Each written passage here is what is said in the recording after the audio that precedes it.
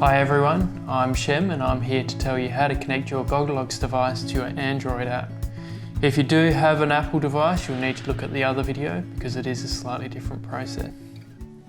So if you get your phone, make sure that it's charged, Bluetooth's on, and your location is on. Make sure your Goldie device is on as well. You know it's on because it's got a little flashing LED on the tummy. So go to the download link that we'll send in your welcome email and click on it.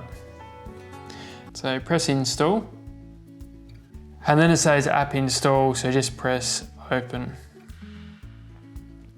So then Goldilocks app will open and it will ask you, can we use the device's location? So we need to use that because we're accessing Bluetooth. So accept that.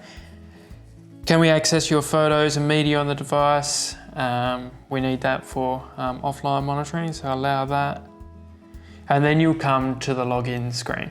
If you already have an account, just use the account details you've already created for that login, and that will connect you to the right device. So press sign in. It will then ask you for a username. So put in whatever username suits and press OK. It will then ask you for a password and then press OK. So it will take you to a terms and conditions page. Scroll through it, read it, make sure you know what it's about, and then press accept.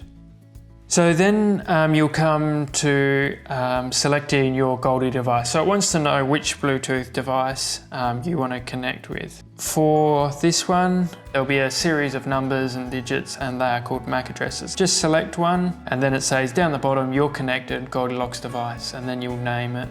I'm just going to call it Goldilocks. And then press next. And then you're in the app. It will come up with a prompt saying what's the name of your baby, the birth date, and then the weeks premature. If they were 2 weeks premature, just put 2 in there, or if they came on time, just press 0, or if they were overdue, just put 0 as well. If you have any questions, if you have any concerns, don't hesitate to reach out. We're more than happy to help. Thanks for watching.